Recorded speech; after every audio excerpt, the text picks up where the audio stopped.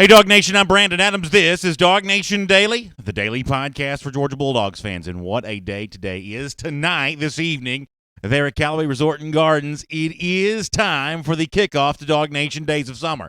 I cannot wait for those of you making plans to stay overnight with us. So glad to have you. For those of you who are making last-minute plans to join us, there's still a little room for you. And, of course, if you're driving distance away, and it's really just a short drive from Atlanta even, but driving over to hang out and see us there tonight, it's going to be a great time. We'll tell you all about it throughout our program today. In fact, one of our special guests tonight is also a special guest on our program here today. But in addition to all of that, there is some recruiting news to deal with and figure out, some twists and turns. Big statement from Jeff Sintel I want to address at some point in time in today's program. We are fully loaded and ready to go, and glad to have you with us as DawgNation Daily, the daily podcast for Georgia Bulldogs fans on the day that DawgNation Days of Summer begins. Well, we begin right now.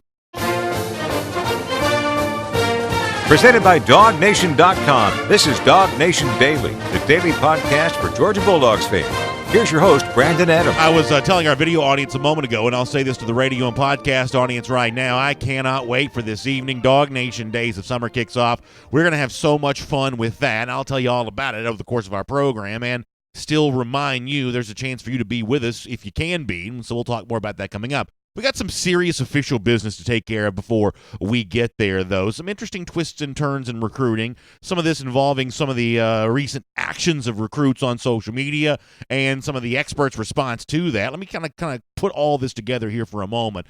A position that we have not talked about a lot yet for the 2020 class is the wide receiver position, but there is a bit of movement when it comes to potentially Georgia. Certainly one of the wide receiver targets of note for the Bulldogs. That's the four-star from St. Thomas Aquinas High School, Marcus Rosemy. Rosemy recently put out on Twitter that he's getting ready to make his final decision. Commitment coming soon, Rosemy said. And one of the things that I think a lot of Georgia fans have really loved thus far about the 2020 class of the Bulldogs is how open these guys have been in pushing other guys to join them in this class. It is in so many ways a throwback to that 2017 class, the class that started it all. And that's one of the reasons why I think a lot of Georgia fans have, frankly, an emotional connection to this year on the field, because this could be the last go-around for some of those guys. It could be the last go-around for Fromm. It could be the last go-around for Andrew Thomas, DeAndre Swift, some of those guys who made their pledge to Georgia coming off a year in 2016 where the Dogs had not been that great. It was difficult from afar to tell that Georgia had any program momentum, but the 2017 class came together in a big way, and they pushed each other. You know, Fromm pushed for recruits. LeCount pushed for recruits, and it kind of all came together. They go to the college football playoff, and then the rest is sort of history after that. And a lot of folks are excited about what that group's going to be able to do in 2019 as well. But back to the topic at hand, the 2020 class in some ways has kind of felt similar to that, with guys who are in the fold, commits for the class of 2020, now pushing other guys to join them. Mikhail Sherman, the linebacker position, has been an example of this, but there's really probably no position that carries more weight in these kinds of things. There's probably no one who has bigger impact when he steps up and recruits on behalf of a program than when it is a quarterback. You want to see your quarterback become a vocal leader for your program. And if your quarterback can't do that, then you got some real questions. If your quarterback doesn't have those kind of coattails in the recruiting trail, then you're probably left wondering, well, what's really going on here? Is my quarterback as much of a leader as I want him to be? Well, the good news is when it comes to Georgia and its 2020 class, those kinds of questions about Carson Beck seem to be non-existent. You got no problem whatsoever with Beck apparently stepping up and being the kind of recruiter you want him to be, because much the same way that Sherman is typically pretty active on social media, pushing folks to UGA, Carson Beck kind of the same thing. I love this tweet from him upon seeing the announcement from Rosemy, or at least the tease of the announcement from Rosemy. Beck says, hey, hashtag DawgNation. Show my man some love. We need him in Athens. And boy, Georgia fans agree with that. Rosemy's a guy that you really like. And Georgia fans probably also agree with the idea that it's really great to see in such a public forum Carson Beck pushing him there that way. Now, there's also a chance that some of our audience is now just getting acquainted with Rosemy a bit. After all, on this show, we focused in on some other positions a lot more lately than we have the wide receiver position. At the moment, Georgia seems to be pretty deep. Georgia did a big yeoman's levels of work in the 2019 class, bringing in a couple receivers that I'm really excited about. So for the 2020 class, maybe it doesn't stand out as quite as big a need, yet you want to add quality players at every position group each recruiting cycle, and certainly Rosemy would seem to be one of those, and there's a reason why Carson Beck is pushing as hard for me as he is. and it goes beyond just the fact that both these young men hail from the state of Florida. In fact, on yesterday's episode of Before the Hedges presented by Kroger, I thought that Jeff Sintel really offered a pretty enticing description of Rosemy, and if you're a UGA fan, maybe just getting acquainted with this young man, well, Jeff gives you a pretty strong introduction. Here's Mr. Sintel. I know sometimes people like to hear about the ratings. Well, folks don't realize how close Marcus Rosemy out of St. Thomas Aquinas in Fort Lauderdale is to being a 5-star. He's the nation's number 6 receiver, a type of body that will remind folks of J.J. Holloman, Jeremiah Holloman, one of those ideal replacement type prospect targets that could kind of fill a vacating role for the program. So that's Jeff Sintel talking about Marcus Rosemy there. At the end, what Jeff is referencing is with the McCole Hardmans, the Riley Ridleys, the Terry Godwins leaving the program, you're obviously looking to fill those spots in this 2020 class, and Jeff says that he thinks that Marcus Rosemy could be one of those guys, and the fact that Jeff also says that he's on the way to potentially being a 5-star recruit himself is another reason why Georgia fans are going to be very excited about what is going on there. Now, I'm going to do more on Rosemy in just a moment, but Connor Riley, our buddy, one of our producers, was good enough to tell me that as we talk here live in the 10 o'clock hour doing the show live, Georgia just got a little bit of breaking news. It gets a commitment from a 2020 kicker named Jared Zirkle. Zirkle is out of Texas, so that's a pretty big deal for Georgia. I'm obviously not an expert when it comes to kicker recruits. I'm assuming he's good if Georgia's taking his commitment, and obviously the future of Georgia at the place-kicking position beyond Rodrigo Blankenship this year is a major question to answer. Georgia has been rock solid at this spot in 2017 and 2018 and presumably here in 2019 as well. But moving beyond that, you want that same competition to take place that will allow Georgia to find Rodrigo Blankenship the first time around. And there is a chance that Jake Camarda becomes a part of that competition in kind of a dual role, maybe a kicker and a punter, or maybe becomes the kicker and not the punter. He's a part of that. Georgia's obviously recently taken a preferred walk-on out of Savannah. So they are trying to fill their coffers to have as deep a competition beyond Rodrigo Blankenship as they can.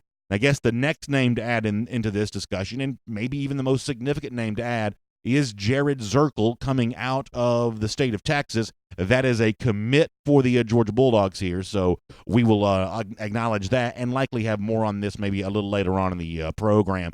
Maybe, Connor, you want to do a little research on Zirkle, then come on a little bit later on and talk to us about that? Why don't we do that? Let's put a pin on this for now. We'll let Connor do his due diligence on Jared Zirkle, and he'll hop on the program a little later on, and he can tell us a little bit about exactly what Georgia is getting when it comes to Zirkle.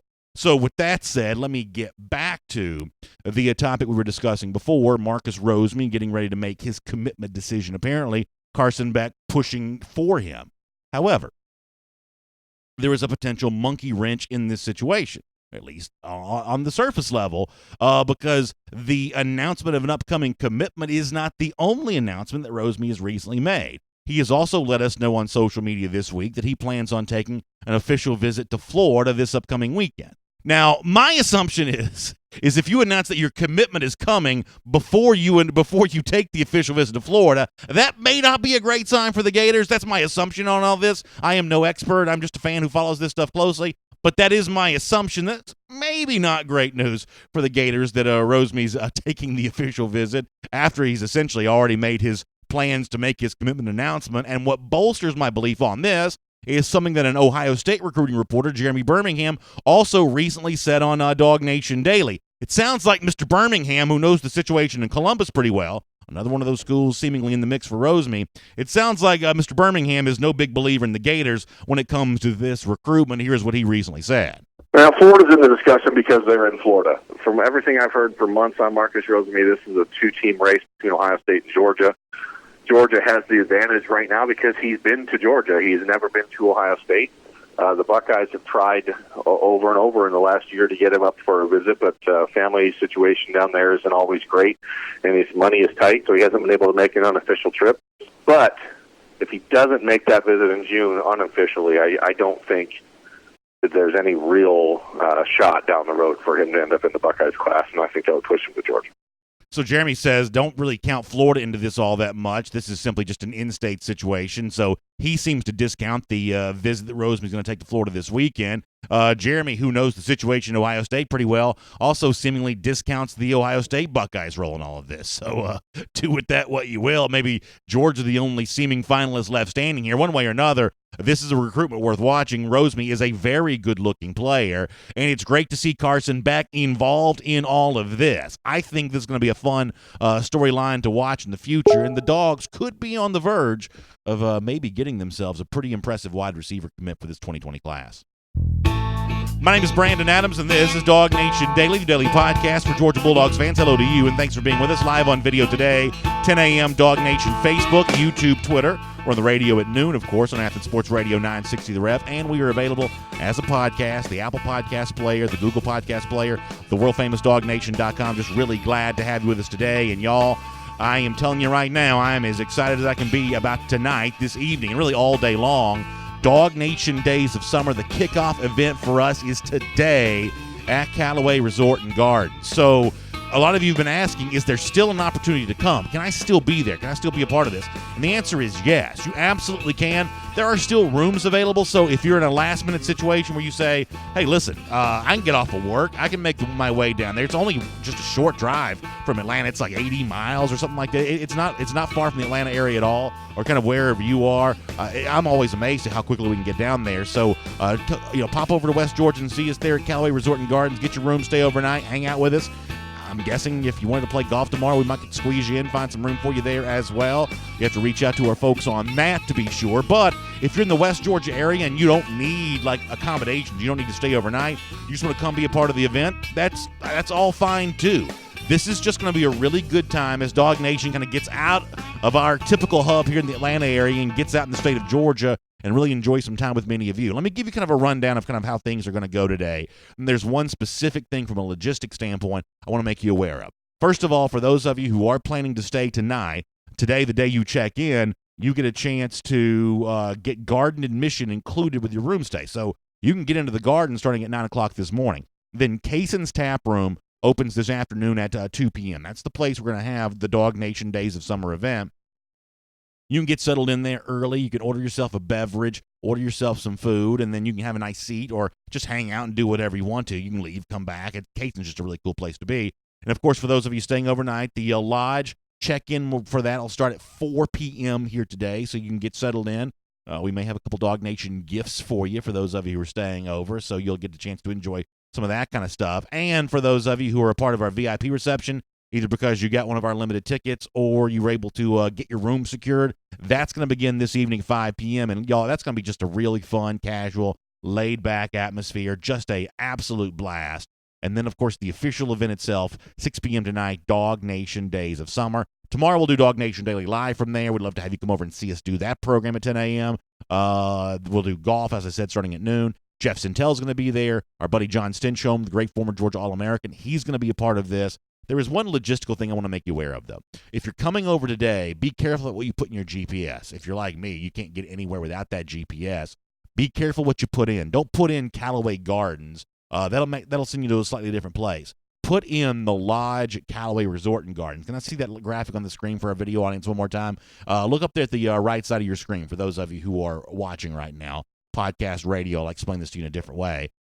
Put in the lodge at Callaway Resort and Gardens for your GPS, or put in this address. I'll give it to you a couple times. 4500 Southern Pine Drive in Pine Mountain, Georgia. Once again, 4500 Southern Pine Drive in Pine Mountain, Georgia. That's the address to put in your GPS. We'll have some DawgNation signage for you. You can kind of drive right there to it. If you've got some last-minute questions, go to DawgNationHelp@gmail.com as an email address. You can kind of hop in there and get some of that. But I cannot wait to see you tonight for DawgNation Days of Summer. Now, speaking of John Stinchcomb, he's going to be with us on the program as kind of a preview of tonight and also a chance to talk some Georgia football with him. I never turn that down with a chance at John Stinchcomb, so we'll do that coming up in a moment. Before that, let's go around the doghouse here today, presented by our friends at Online Trading Academy. I want to keep the theme of recruiting going here for a moment, too, because another big announcement about another official visit to Georgia, and these twists and turns in the 2020 class, they start to take shape. Andrew Rame, the really good-looking offensive line prospect from out of Oklahoma, on Twitter, he let us know that he's got a visit coming up to the University of Georgia. In fact, here is what Rame kind of put out there on that as far as his visit goes. And I think when it comes to Rame, as Georgia fans see the success the Dogs have enjoyed, there you go. He's going to be at Georgia this weekend, starting on the 14th, going through the 16th, and then Michigan coming up after that. But when you think about Rame and how he fits into the discussion of Tate Ratledge and Josh Braun and kind of everything else that Georgia has done in the offensive line recruiting as of late, and you think about what could still be out there as well, a guy like Cedric Von Pron from New Orleans as well. Jeff Sintel is not like me. Jeff Sintel, our DawgNation recruiting insider, is not quite as given to hyperbole as I am. I'm a bit of and I joke about this from time to time, I'm a bit of a carnival barker by nature. I sort of just have a hype gene buried within me. Jeff is not necessarily like that, but once again, on yesterday's episode of Before the Hedges presented by Kroger, when you think about Georgia possibly trending for rain, certainly in the mix for Von Pron as one of his finalists, and the recent work this program has done in recruiting offensive line with the 2020 class, listen to what Jeff says all of this could add up to equal. I found this to be fascinating. With Rame and Van Pron, if those guys do eventually matriculate to the University of Georgia, or either one of the two, you're going to look at what Georgia did in 2017 with Andrew Thomas and Isaiah Wilson, and then you've got Notori Johnson and Justin Schaefer. You're going to see the 2018 class, which included Salyer, Mays, Condon, Trey Hill, and Warren Erickson. In 2019, if Georgia finishes out with one or both of those guys, that is Sam Pittman's finest work for the Georgia Bulldogs. I mean, can you believe Jeff Sintel on that? I think statistically he's probably accurate, but it's still a pretty bold statement to listen to. When you think about the great success of recruiting offensive linemen Georgia has had, Jeff says, no, add all these names up for the class of 2020. That may be your best, especially with what's still out there, the meat that's still on that bone.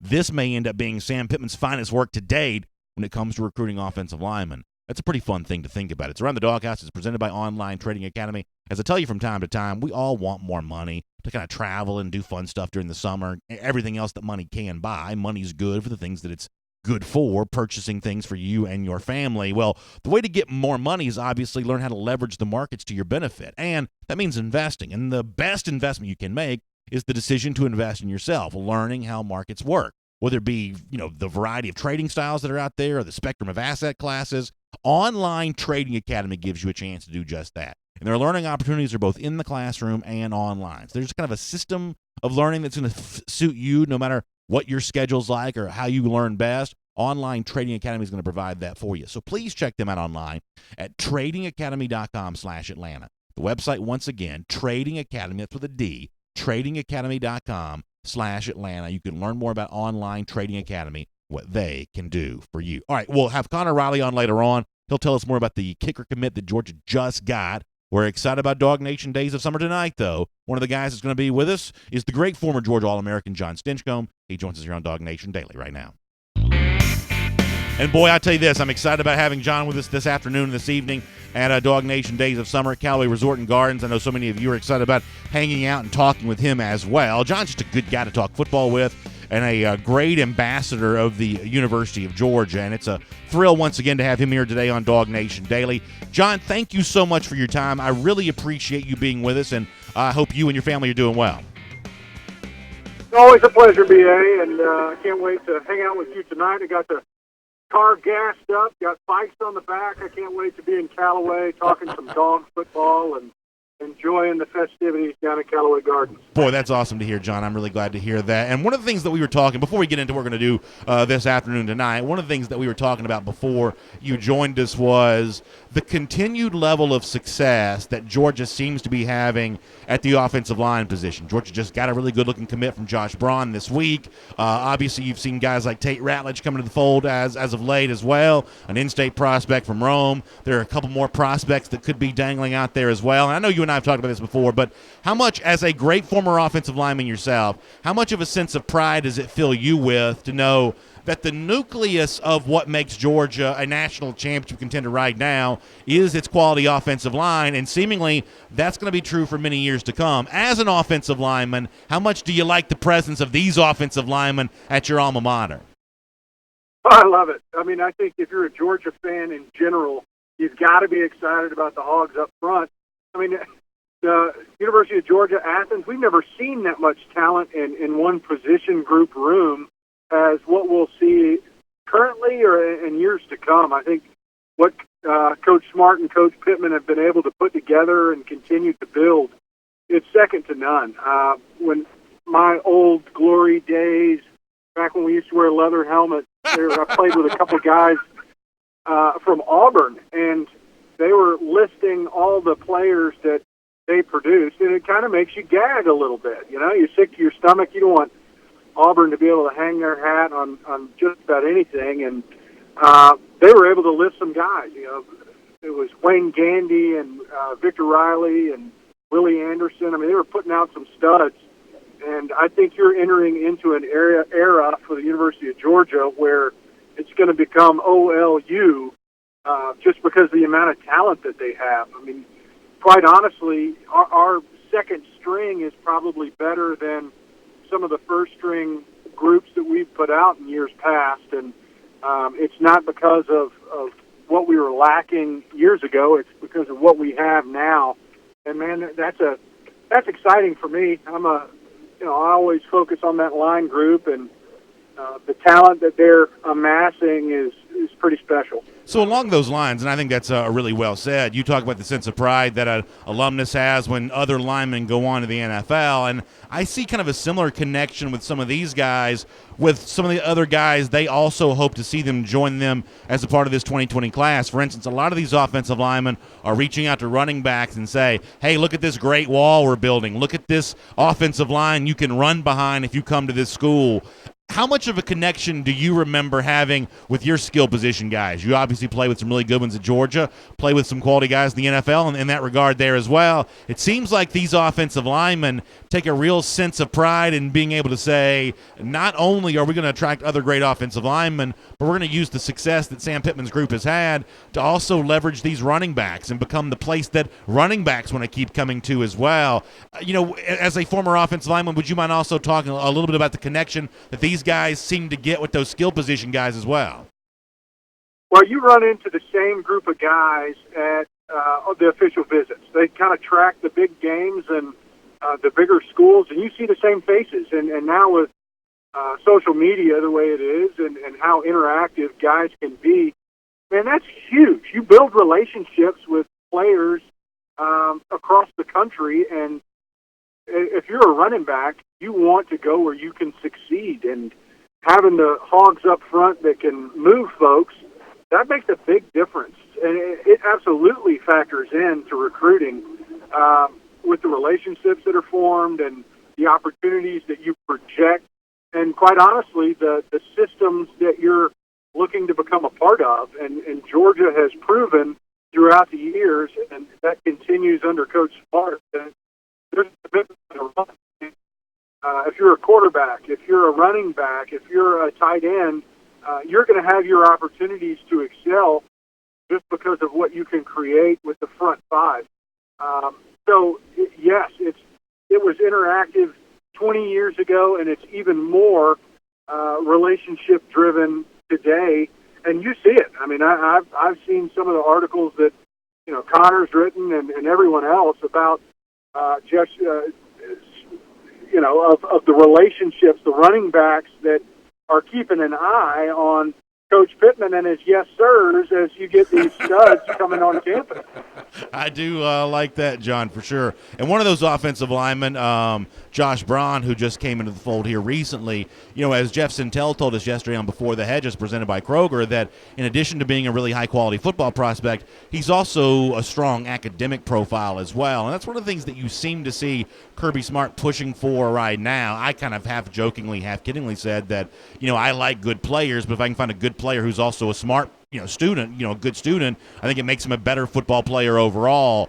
We've seen, obviously, John, in the last, decade, however long, the overall academic profile of the University of Georgia greatly increase, but it seems like over the last couple of years, we're also seeing the academic profile of the football program kind of growing in stature as well. As a guy who's a proud alumnus of the University of Georgia, what is your response to the way in which, academics seemingly is a big part of the profile of a lot of these guys that Kirby Smart's going after as of late?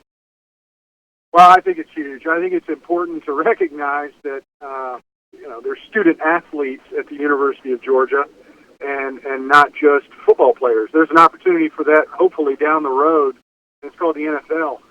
But at the time, when you're putting together a locker room of guys, and you're talking about young men fresh out of high school, you need it to be high character. You can take your shots, you can take your chances on a couple of guys here and there, but you're creating a culture in that locker room, and it's more about character. And I think a good indicator of that at times is a commitment to being good people as a whole, and academics is a piece of that. That's not to say that they all have to come in with 4 O's. I don't think that's realistic. But if you're looking at the general makeup of a team, if you've got guys that are committed across the board and are able to be well-rounded, that plays to your advantage. They're going to be the influencing factors in that locker room for some of your marginal guys. And once that dynamic shifts a little bit, it's hard to regain that culture. And you can see a commitment from the coaching staff and the recruiting department at the University of Georgia that's what they're gunning for. Are they going to take chances on a couple guys? Yeah, and that makes sense. I mean, you're competing on a national level, and not everybody is as academically focused, if you will, as you'd want them to be. But if you've created a culture across that locker room where it's a priority, that will influence some of your marginal players that you want on your team. Let me kind of finish up with this before we talk a little bit more about DawgNation Days of Summer. This is a big weekend coming up for Georgia. They're hosting a real series of official visits for some top quality guys, including some of the offensive linemen we just kind of talked about there. There's also 5-star running back Kendall Milton coming in. I know you've probably been asked about this a million times. How much of your own recruiting process do you remember? Where all did you officially visit? Obviously, you're a little bit different. The fact that you had a brother who had been at Georgia, so you knew that was a good program. You knew, and you're also an in-state guy, so you had the emotional pull there as it was. But what was your recruiting process like, John, for those who maybe don't remember that? Well, who does really? It's so far. Those are dark days back there, DA. But it was, it's fun. It's fun to be a recruit. It's fun to be 16, 17, 18 years old, and you've got grown men who know the game telling you the difference that you can make in their program. So it's exciting to be on a campus across. I looked primarily in the southeast, mainly SEC schools, but there are a couple of ACC that trickled in there, and see what's a good fit. You get a feel for the culture in a locker room, the campus, the classes that are offered, and just really an overall feel for the team. So as a recruit, it's exciting. It's nice to feel wanted and coveted, and feel like you might be able to walk in and help a program. Now, what you learn pretty quickly after you sign your letter of intent is that you automatically become the lowest on the totem pole, and some of the glowing stories of grandeur are going to be hard-earned, but that's part of the process. Let's live in those rose-colored glasses as long as you can. Well, John, listen, I know I've heard from so many people who are planning on being with us this afternoon and tonight who are so excited about having you be a part of this. Great football stories, a lot of chatter. Of course, Jeff Sintel going to be there and be a part of this too. It is going to be a real blast for me. My whole family's excited about this. Just kind of kicking back, relaxing, talking a little football, enjoying really what's going to be a beautiful weather over the next couple of days, and just a great resort there at Callaway Resort and Gardens. John, I can't tell you how much I appreciate you being there with us, and I know so much of our audience around DawgNation is looking forward to being with you tonight. It's going to be fun. I can't wait to interact with some of the dogs on the west side of the state and those that are willing to drive over there. And, it sounds really arduous to spend some time in Callaway Gardens, as beautiful a resort as it is. So I'm sure people are willing to rough it with us for at least a couple of hours, right? Yeah, John, I think that's probably a pretty good way to say all of that. Thank you so much, and I'll see you here in a little bit. Safe travels to you over to Pine Mountain today. Can't wait. See you tonight.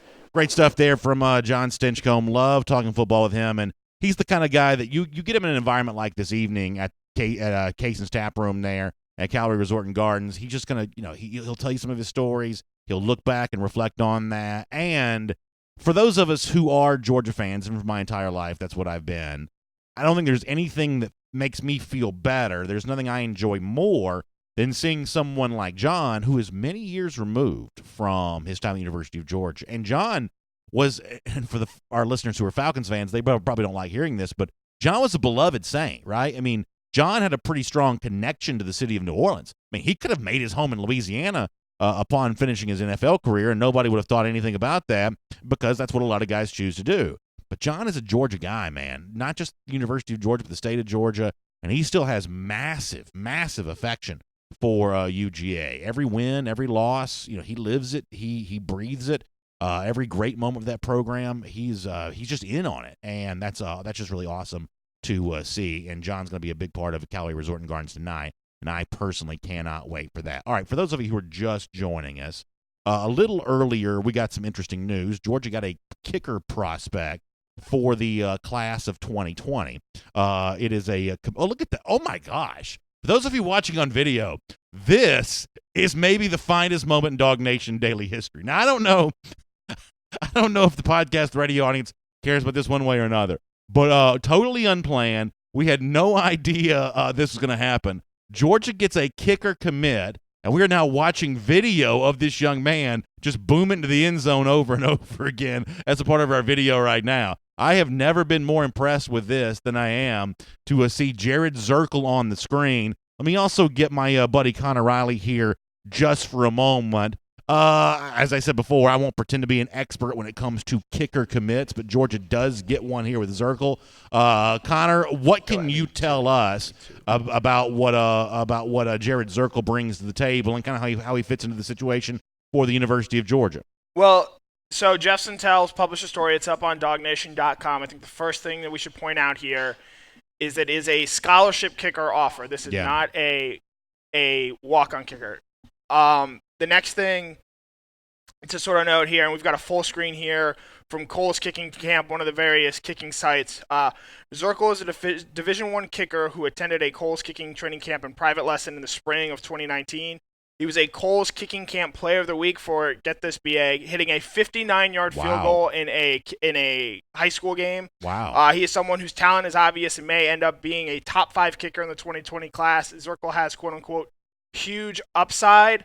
I think the other big thing to recognize here from reading Jeff's article, he won the recent place kicking contest at the Georgia Specialist Camp a few weeks ago. Okay.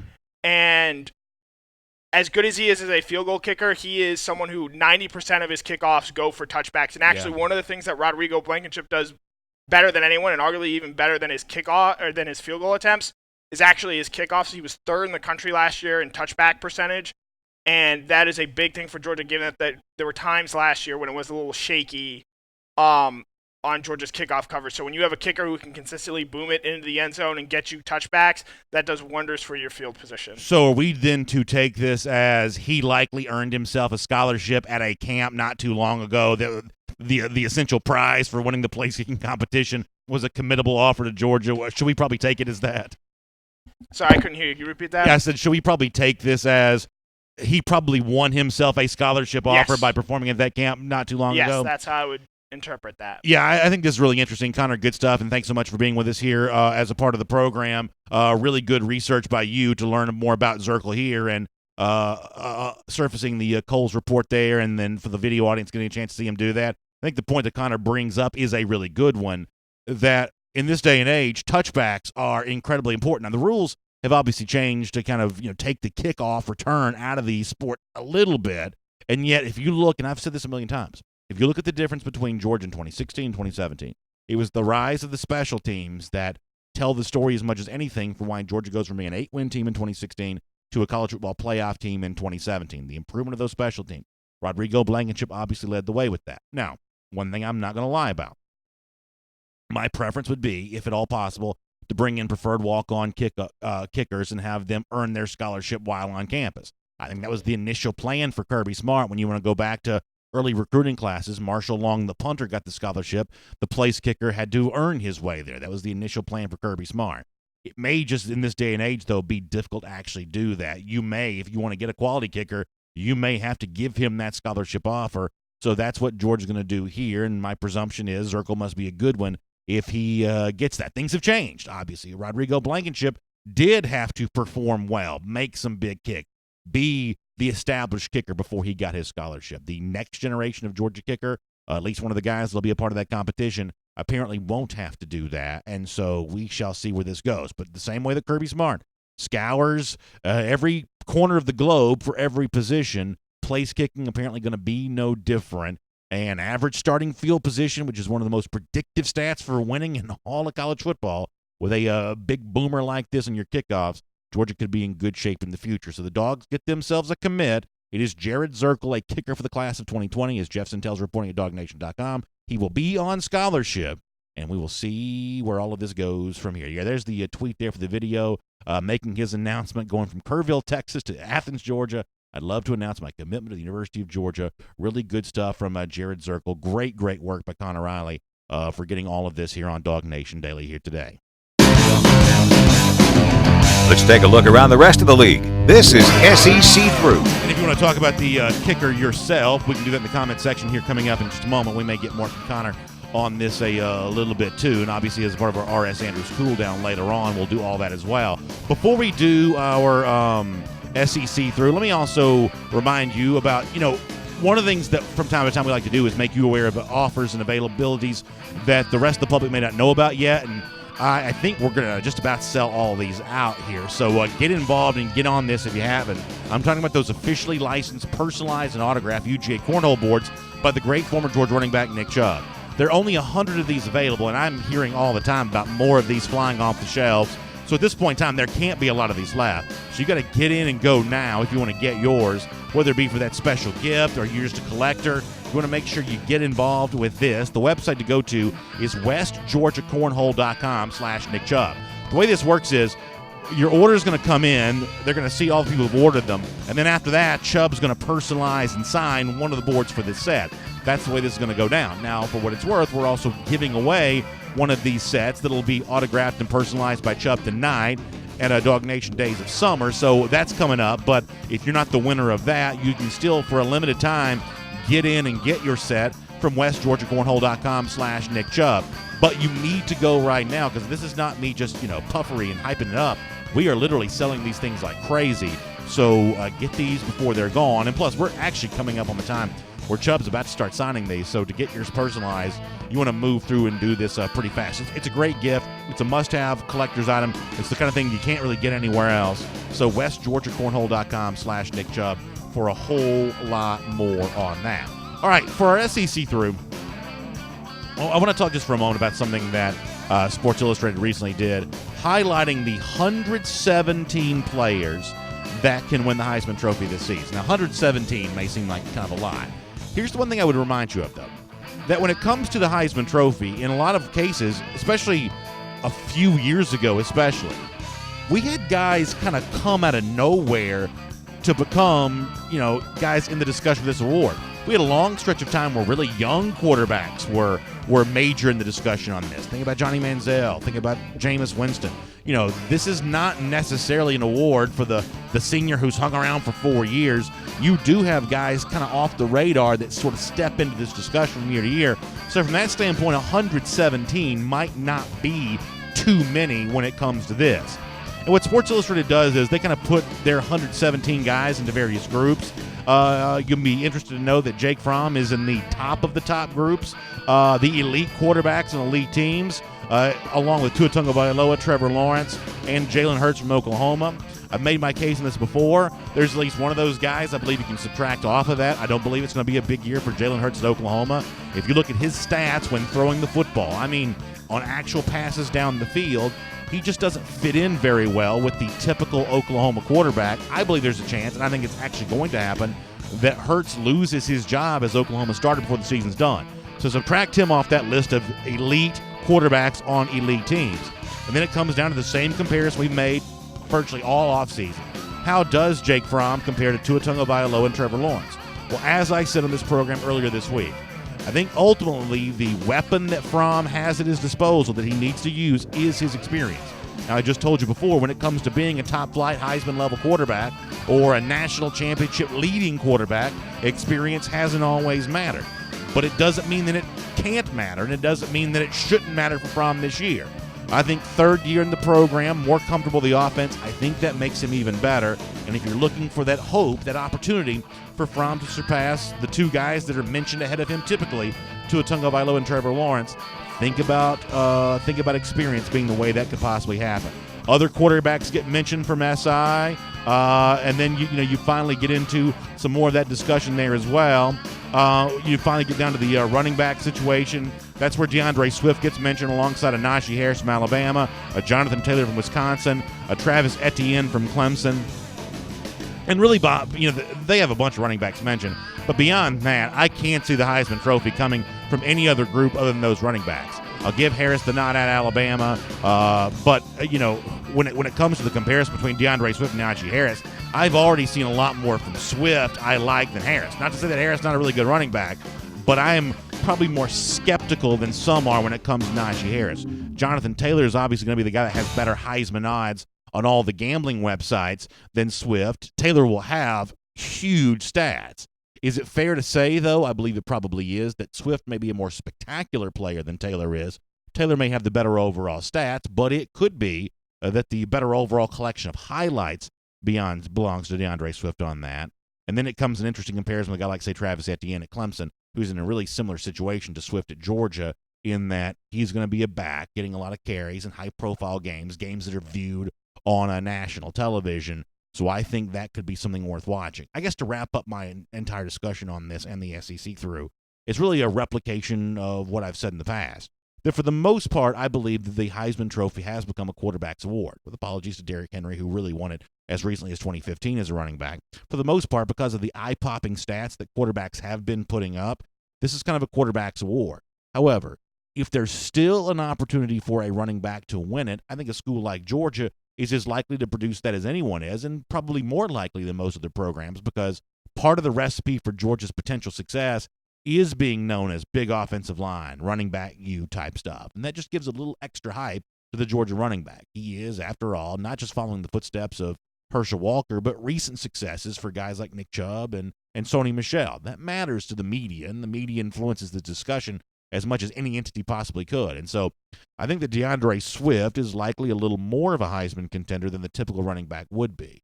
But the better overall situation for Georgia is for Jake Fromm to become a Heisman-level quarterback. We already know the Georgia running game is going to be good. If Fromm's stature grows to the point that he is truly being mentioned as a Tua Tagovailoa, Trevor Lawrence-level player, then Georgia has indeed added the extra dimension that it needs, and it is no doubt a legitimate national championship contender all the way through the end of the season. We'll make that your SEC through.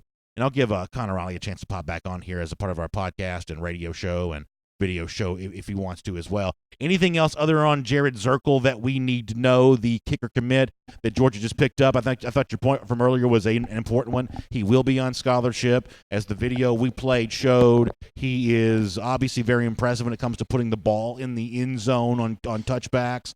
Jeff Sintel's done some reporting on this as well. Anything else about Zirkel you feel like we need to know? Yeah, he does punt for his high school team as well. 18 of his 44 punts last year went for touchbacks. That's roughly about a 40% rate. That's pretty good. One other sort of interesting factoid, you were just talking about Heisman Trophy winners. Zirkel is from the same hometown and goes to the same high school that one Johnny Manziel went to as well. Sort of is just that an right? Interesting little factoid there. Kerrville, Texas, Tivy High School, the home of John Football and now Georgia's newest kicker commit, Jared Zirkel. Let me ask you two questions. One of these is absurd. One of these is more serious. Do you think that Zirkel will be last on the list of all-time Georgia lettermen alphabetically? Is there anyone that alphabetically will come after Zirkel once his Georgia career is done? Off the top of my head, I can't think in my lifetime of any guys who had the last name with a Z. Yeah, y'all work on that for those of you who are listening. Hit me up on Twitter at DawgNation Daily if you're a radio or podcast. Is Zirkel now going to be alphabetically last among UGA lettermen? I'd love to hear that. And on a more serious point, I'm happy anytime a young man gets a scholarship, but I do have to admit that my preference has always been for preferred walk-on kickers who then earn their scholarship. And I'll tell you the number one reason why I feel that way. It's due to the fact that I think that kicking in a triple-decker stadium, one that Georgia plays in, these big stadiums, is just a far different experience than kicking in high school, even high-level Texas football, which Zirkel apparently plays in because, as Connor said, he went to Manziel School. I just think that kicking in the college level is a totally, totally different situation. I think pressure changes performances. Do you agree with that? Whether you think that kickers should or shouldn't get scholarships on their way into campus, Do you agree with the fact that kicker, maybe more so than any other position, is the kind of thing we don't really know about until we see how a guy performs in a pressure situation? Because it's hard to stand there and wait for that ball to be snapped and kick that thing when you got 90,000 people watching in the stadium and 10 million people watching on television. I think pressure changes performances for kickers. Do you agree? I think there's a lot of validity in that statement in the sense that, you even look at Rodrigo Blankenship. He was a highly touted kicker prospect coming out. I believe he was a high school All-American at the position from Sperryberry High School. He was a walk-on. I believe he redshirted he did redshirt his first year at Georgia. Yeah. And he was, early on, he was still good, but, I don't necessarily know if he was scholarship-worthy good that first year. Obviously, he improved and eventually got that scholarship towards the end of his redshirt freshman year. And actually, I believe he got it after the Notre Dame game. That's when they officially announced it. Yeah, you're right. And there is just something different, to your point, about looking up in a big stadium. And we've seen guys at all levels. We've seen guys at the NFL level where they just get to that stage and just sort of because of the nerves that come with playing that position, just sort of melt down. And you don't want to be stuck in a position where you're carrying the scholarship, especially in a class where we know scholarships are going to be tight. Georgia's not going to be able to sign a class of certainly 25, and it might even be closer to 22, 21 guys in the class. So this is a calculated move taken by Smart here. He obviously feels very comfortable with the kind of kicker that Zirkle is, given how well he played. And those kicking camps are intense. By all intents, whoever won that kicking specialist competition likely was going to get a scholarship offer from Georgia, and that's, to be a scholarship player at a university like that, it's a great honor to have and something that can really, help you pursue your education and really change your life. So, on that aspect, he has handled some pressure well before, but you never know when, you're going to be in the Rose Bowl and need to hit a 54-yard field goal to get your team within 2 scores going into halftime, or, kick a field goal in overtime from 50-plus yards to give your team the lead, which is something Blankenship has gone on to do. And, Blankenship wasn't a scholarship guy to start right away. And, while it wasn't always the prettiest way was that Blankenship thing was handled publicly, I do think in the end, Smart largely made the right decision. Good stuff the way there. It was handled. Good stuff there from Connor Riley. So, I think that Connor's right about the Rose Bowl moment for Rodrigo Blankenship, because he is the perfect example of what's not going to happen for everybody. And it may very well happen for Zirkle, and it's great to see. But as you watch the way that the career of Rodrigo Blankenship has unfolded, where as he became more famous, seemingly Blankenship became even calmer and cooler. He accepted his level of fame. He accepted his role at the center of everything going on with Georgia football. He's become an incredible fan favorite, obviously, but he's a guy that hasn't shied away from the pressure of big-time kicks. And no kicker's going to be perfect, obviously, but you want your kicker to be able to step back out there on the field again and being able to go at it with the same intensity as before, with the confidence of knowing he can make the kick. Blankenship has flourished in that role, and obviously that's what Jared Zirkle's going to try to follow in the footsteps of. We're ready for DawgNation Days of Summer tonight. Can't wait to see you there. And on a happy note, we'll finish with this. 957 days. That's how long it's been since Florida's beaten Georgia. Gator Updater. We'll see you tomorrow from Callaway Resort and Gardens for DawgNation Daily. And on video. Lot in today's program. Great stuff with John Stinchcomb. Excited about DawgNation Days of Summer and some good recruiting stuff off the top there as well. See you tonight, June 13th. That's today for Callaway Resort and Gardens. Cannot wait for that. Drive over and hang out with us. The event itself starts at 6. Book yourself a room here. Last minute, still opportunity, still availability. You can get in there and be in on that. Yeah, look at that lake, y'all. That's going to be swimming time. My kids are so excited. See that water stuff behind there? My kids are excited about that. Little fishing off the dock there. Yeah, just really, really good stuff at Callaway Resort and Gardens. And, of course, on Friday, we're playing golf. Now, I am not a good golfer, so please do not get any kind of expectations about what that's going to be. But I do believe I'm a fun person to play golf with because I play fast. I'm jovial and convivial. I'm a good wingman on the golf course, but I'm not gonna certainly win the foursome or anything like that. But it's gonna be a great time there at the lodge at Callaway Resort and Gardens here coming up tonight. Now, with all that said, let me transition here to our R.S. Andrews cool down just for a minute and remind you that, listen, don't get fooled into thinking that summertime is over and intense heat is going away just because of the fact that it's, only going to be, 50-something degrees tonight, not extreme heat conditions. Don't get tricked into thinking that's going to be the way it stays all summer long, because we have still got some really hot weather coming, and that means you want to be ready for it. You want to make sure your air conditioning is working the way that it's supposed to be. That means you want it to be cool down in your house. That's why we talk about the R.S. Andrews Cool Down here on DawgNation Daily. One of the best ways to make sure your house is as cool as it needs to be is get that $99 Smiley tune-up from my friends at R.S. Andrews. Air, heating, plumbing, electric, they're the ones we kind of trust to play all the positions for us here at DawgNation. But this time of year, it's that AC system that people think the most about. So go to rsandrews.com and find out how Dari and the gang can make sure your air conditioning is working the way that it should be. Now, as far as our comments and whatnot go here for today, the one thing I will need to tell you is I got to get on down to Callaway here in just a bit. That means we're not going to go super long today on this, and I apologize for that. But with the whole gang tomorrow, Jeff and John included, maybe we can do a little longer version of this from the lakeside there for those of you who can't be with us. But let me see if I can get rearranged here. I got a little battery issue. So I got to see if I can get a little rearranged. We'll take more of your comments. Excuse me one. Now we're in business. Yeah, I saw where Sonia said to keep the drink cart close. Yeah, that's pretty much my version of playing golf. Keep the drink cart close, keep everybody smiling and happy. And listen, that's pretty much my plan on all of that. I think that's probably a pretty good idea. Joel Moody says, BA packing up already. No, Joel, that's not the case. That was just me getting plugged in so I could get some juice. Now, some of y'all said, why don't you just get a longer cord? So I do have a longer cord, come to find out, but it's in my office. And I use that in air quotes, my office. That's where that is. So I have to use the shorter cord here and here. Johnny Webster says, how about the kicker commit, Jared Zirkle? Yeah, we talked about Zirkle a lot so far in the program. Seems like there's a lot to like with this young man. Seems like we just talked about the need for kickers to perform in pressure situations. It's also probably fair to point out that, to earn a scholarship in a camp situation where you're kicking against other guys, that in itself is a pressure situation. A guy like that would love to get the nod from the Georgia coaches. You got to show up and do well in a camp situation to do that. So I'm sure Jared would say, "Hey, I've already done some performances when it comes to that."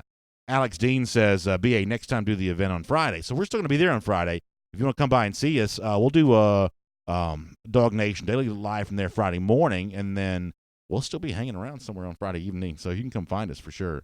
How about Mitch Marchman coming up big here? He says, here is a Z player for you. How about Ben Zambiazzi, a linebacker in the 70s? He went on to play in the CFL. Mitch, that's well done. Now, Zambiazzi would still rate ahead of Zirkle in the alphabetic registry of former UGA letterman, but that is a Z player. Now, I can think of Z nicknames like Zeke Bratkowski as the former quarterback, so I can think of at least one Z there. Zippy Morocco as well comes to mind as a Z.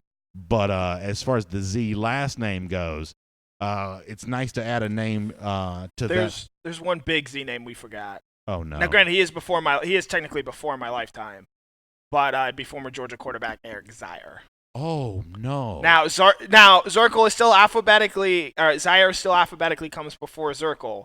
But, yeah, because it's Z-E-I-R. How do we forget Eric Zier? Well, I mean, he played before my lifetime. Oh, so. please. Eric Zier, one of the all-time greats. How did I forget about that? Because that's going to be on the podcast. I'm gonna get blistered for this. I'm gonna get absolutely blistered for that.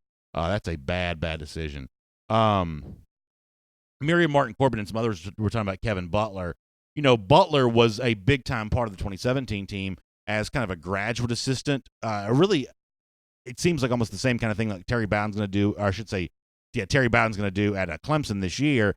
You know, while Butler was finishing up his undergraduate degree, he was working as a graduate assistant, as kind of a specialist working with Blankenship and our buddy Cameron Nislek. They both speak really highly of really highly of Butler and the work that he did.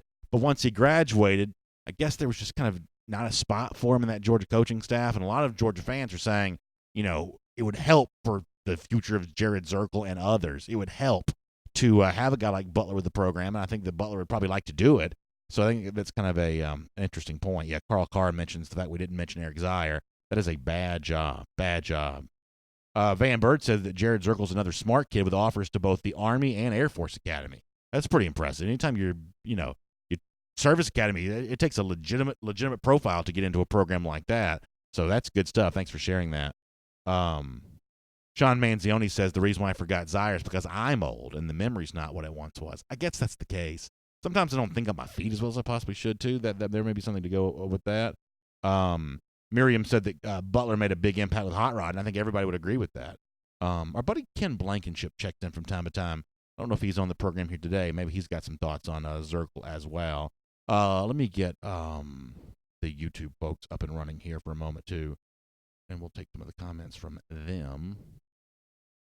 And for those of you who are planning on being with us tonight, can't wait to see you there hanging out. We've got some y'all would not believe how much work has been done behind the scenes, not by me, but by the people around me here at DawgNation to make all this go really well tonight. Some of the stuff that we're giving away, some of the stuff that we're sharing with our audience, this is just going to be, I think, a really fun thing. Really fun. Oh, by the way, Green Soldier checking in. So good to have Sergeant Green with us. So he had reached out. We were able to send something to him, and boy, I tell you what, you want to talk about like just the thrill of a lifetime. Know that some of that DawgNation stuff is being repped by our heroes, and there's no other word to describe it. Heroes in harm's way. What an incredible thing! Y'all say hello to Green Soldier on YouTube. If you're on Facebook and you sometimes pop over to YouTube, maybe swing over there right now. One of our just a great commenters and just a terrific guy, Green Soldier over there on YouTube. Y'all go check him out. VTW says Eric Zaire was the truth. The offense with him and Garrison Hurst was lethal. It is so true, VTW. It is so true. 91 and 92. Now, 92 from a record standpoint was much better. When you had Hurst as a running back, Zaire as the quarterback, Andre Hastings was a major recruiting win out of Morrow when Georgia got him. Beat Florida State for Hastings, is that right? Some of y'all may have better memories on that than I do. Hastings was a big deal. That was kind of like Georgia's, used to talk about like the triplets, quarterback, running back, wide receiver. That was Georgia's version of that, and all three of those guys were great. Hurst should have won the Heisman Trophy in 92. And I think the biggest compliment you can give for Eric Zaire, despite the fact that I didn't remember him a moment ago talking about former Z players for Georgia, the biggest compliment you can give Zaire is the fact that in this day and age in college football we live in, where we are so pass happy now, and there are passing yards on top of passing yards on top of passing yards for virtually every program. The fact that Zaire still rates as high as he does on the all-time passing yards list really speaks to just how substantial his career was. A lot of time has passed. The quarterback position is much more in vogue. The passing yards are much more prevalent, and yet Zaire still rates among the the highest all-time passers in NCAA, college football, SEC, Georgia history. That just speaks to how prolific his career really was. And Zaire's also a great football analyst as well. I really enjoy him on the radio broadcast.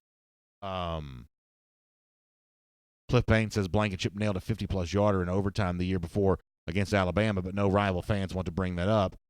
Just the miss last year. Yeah, I mean, Cliff, obviously the SEC championship game was what it was, and you're right about that. Fans have a tendency sometimes to over-fixate on the one moment and forget about some of the others. Blankenship has proved his mettle at Georgia more often than not.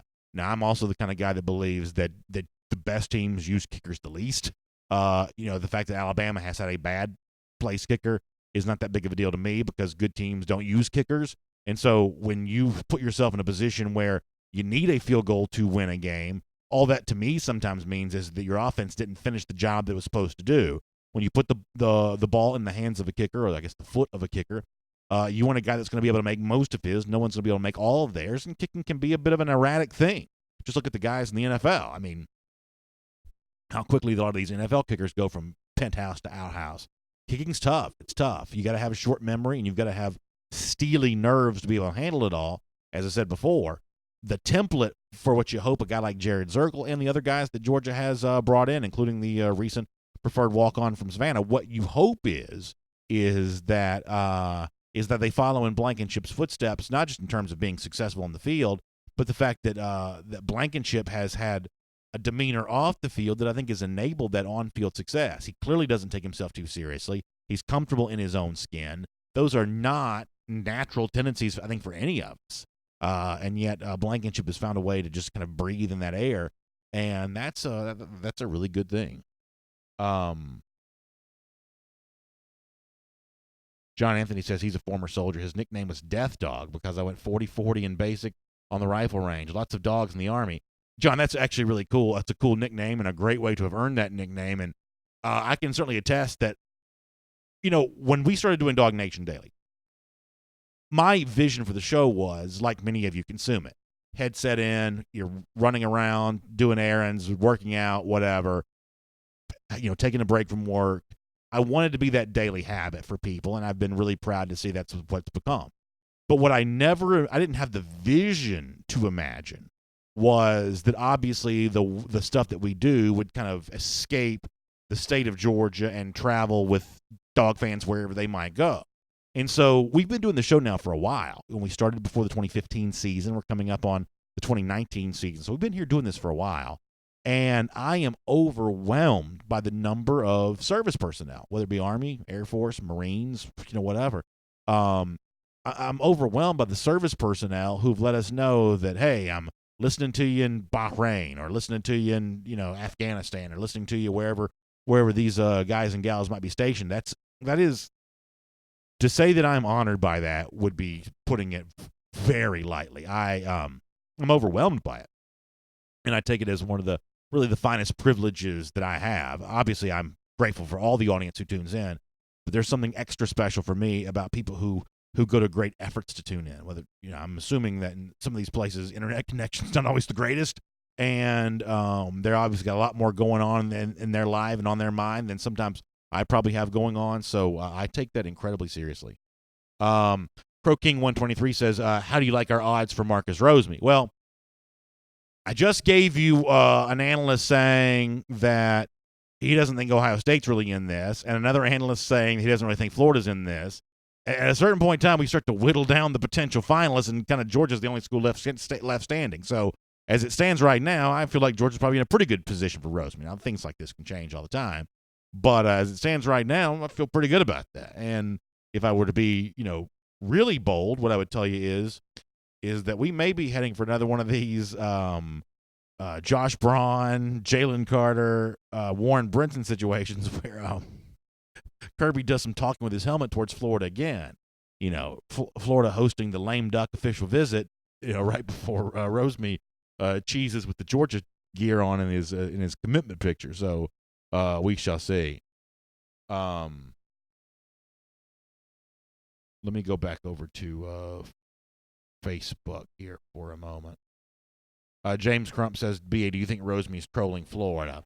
I mean, I think that people like taking visits, so I won't presume to know what Rosemy's doing one way or another, but a lot of these young men, and I'd probably be right there the same way.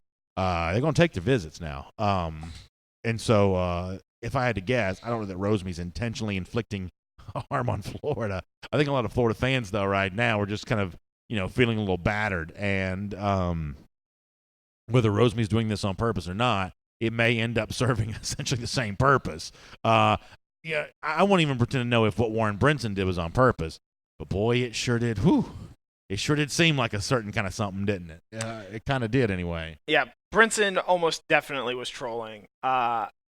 Rosemary doesn't maybe quite feel like it so much, but, maybe he could be. Maybe he decides, instead of going – I think if this was if I were going to do a real troll job here, would I commit right before I was supposed to visit Florida and just cancel the visit and leave them hanging? Or visit Florida, get their hopes up, and then commit to Georgia right after? Which do you think would be the bigger quote-unquote troll move if you were to troll in this situation? That's certainly a fair question. I mean, Dan Mullen may be dumb, but he's not stupid. And I think that if they host him this weekend, they're going to know if it's a lame duck visit, right? You know what I'm saying? So in terms of, like, the actual coaching staff getting its hopes up, and listen, some of y'all have gotten very aggressive about sharing some of this Florida meltdown stuff on their message boards, which I love every second of. I say, please keep that coming. I think Florida fans are already kind of bracing for the worst when it comes to Rosemy anyway. I think they've been down this road enough now where they're kind of bracing for the worst here. Mm-hmm. Yeah, so there's that. Anything else in your mind while I pull up some more comments here? Yeah, I've gotten some blowback for this. So as you know, the Stanley Cup Finals wrapped up last night, yeah. and I've never been happier for anything than I am to see the Blues hoist the cup right there on Boston's rink. Unfortunately, the good guys didn't win last night. You know, had a tough first period and just never really recovered from that. You know, there are thousands of babies born in Boston in the last 4 months who, you know, don't know what it's like to experience a championship parade, and you know, my heart aches for those kids, those, you know, sweet 3-4 month old babies, and you know, hopefully, you know, the Red Sox can win another World Series and we get another parade in November. That way, you know, we just, you know, get to share this wonderful experience of winning a championship. By the way, speaking of parades, the Braves right now are playing a very they're a playoff team. They're playing a very impressive brand of baseball. Philly spent $1 gazillion. Mm-hmm. Braves sole possession of first place right now. Don't think I haven't noticed that. Yep. You know, I mean, Soroka didn't pitch well last night, but if he keeps pitching like he had prior to that, and Keuchel pitches well, that Braves team could do a lot of damage come October. Yeah, I think it's kind of fun, and I promise the last baseball thing I'll say. The fun thing about the Braves right now is it's a little bit like Georgia in the fact that there's this like seeming never-ending stream of like really quality young guys coming in. And I'm sorry, this is one thing as sports fans everybody's wired towards. Incoming freshmen are just more exciting. Rookies are just more exciting. You know, the fresh face, new thing is always really exciting. And the fact the Braves always seem to be able to, at least the last few years, regenerate one of those big names, that's just fun for fans. It just is. Sean Manzioni and others kind of mentioning more about Kevin Butler. Connor, I mean, how big of a deal do you think Butler made on the ascension of Blankenship in 2017? And is there any kind of place for a guy like that right now? I mean, what do you make of all that? Well, you know, Scott Fountain is on staff at the moment, and he's sort of the special teams guru of sorts, if you will. You know, at the time, I don't know how much we were sort of putting, you know, as someone who followed that 2017 season somewhat closely, but also not super closely.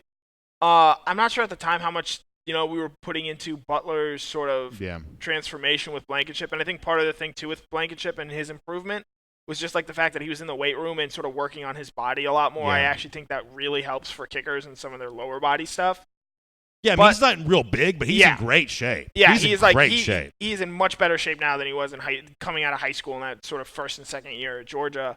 But, you know, I mean, Rodrigo certainly didn't get worse last year. Like that, you know, it's not like, you know, he regressed. Yeah, and to be clear, I'm not saying that the absence of Butler hurt Blankenship in 2018. I'm saying, did the presence of Butler help in 2017? Because that was the year. I mean, Blankenship was drastically different in 2016, 2017. And your point of, hey, he just got, you know, really serious about his, you know, physical conditioning because, you know, he was even getting more touchbacks in 2017 than he got in 2016.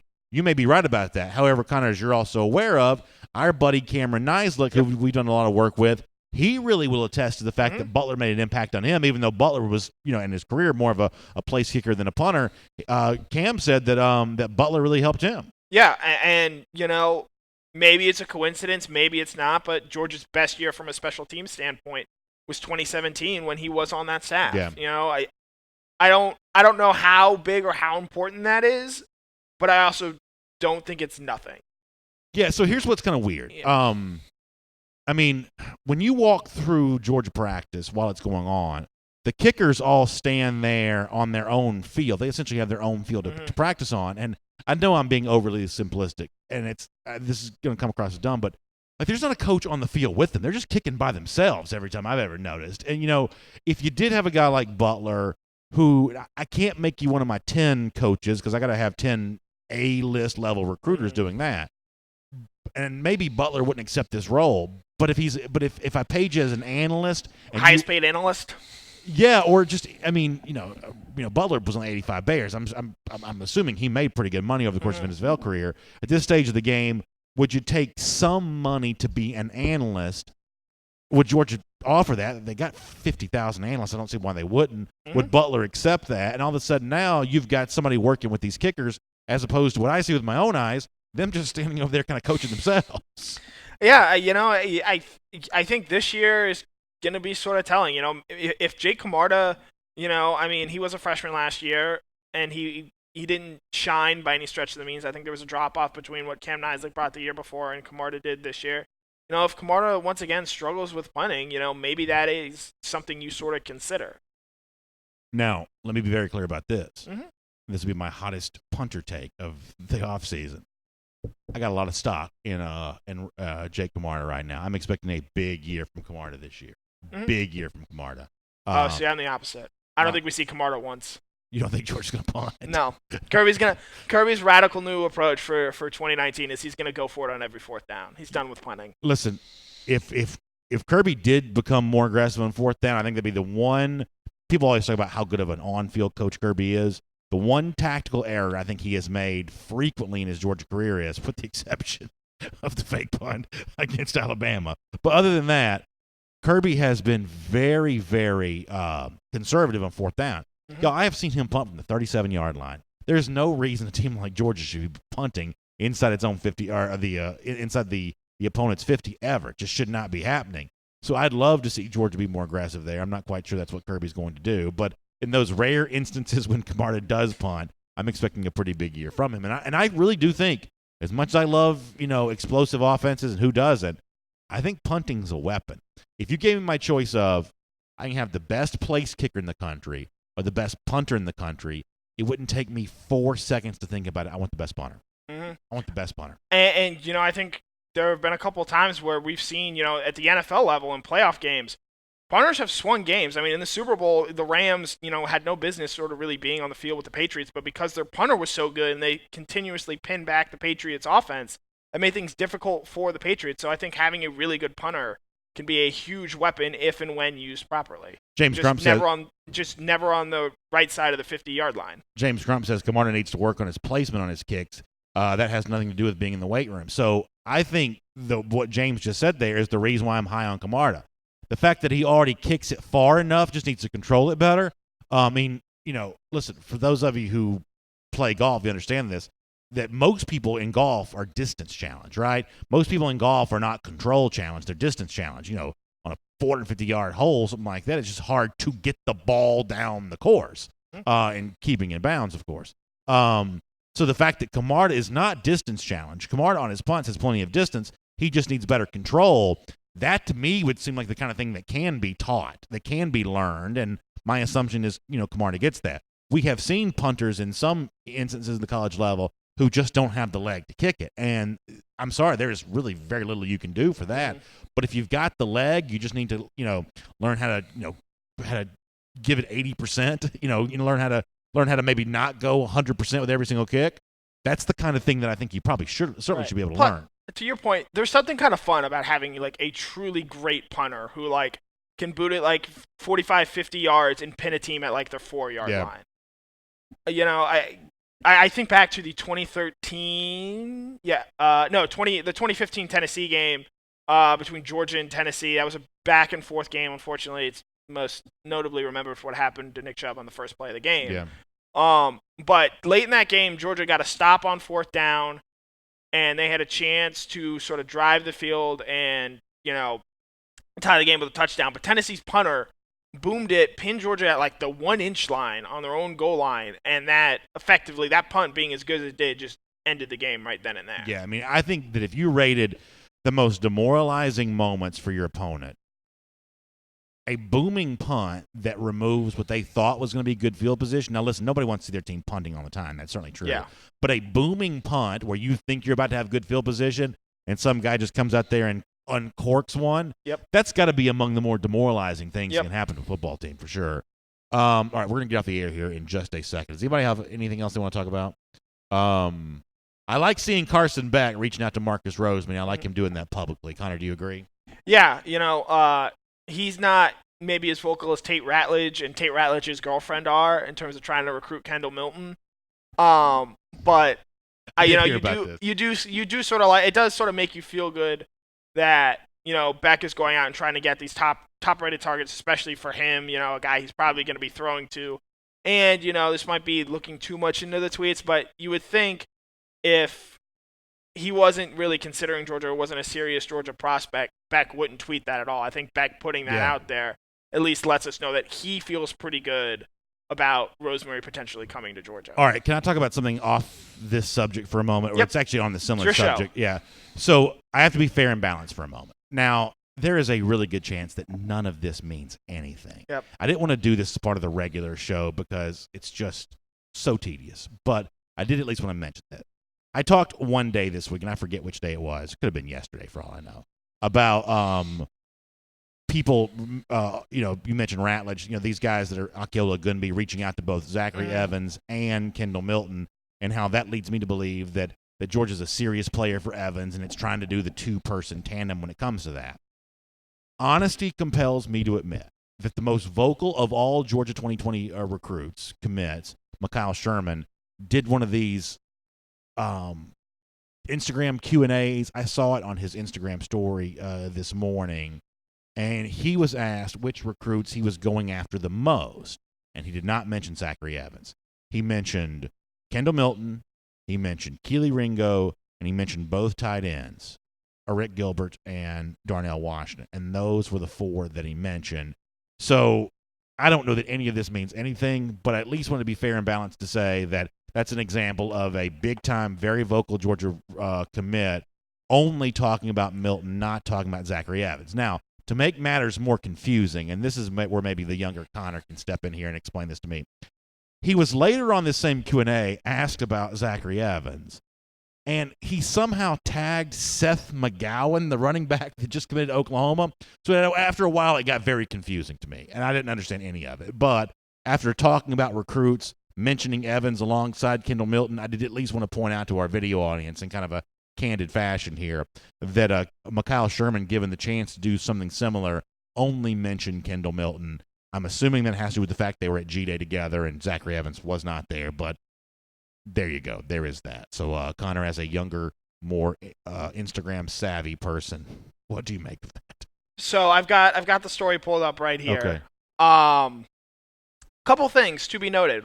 One, I think you kind of pointed this out, but the four guys you mentioned that Sherman said he was recruiting the most, Milton, Gilbert, Ringo, and Washington, those first three were all with him at G-Day, and specifically Ringo and Gilbert were talking a lot with Sherman. Yeah. Do with that what you will. And I believe Washington was there the same weekend Sherman made his first visit to Georgia.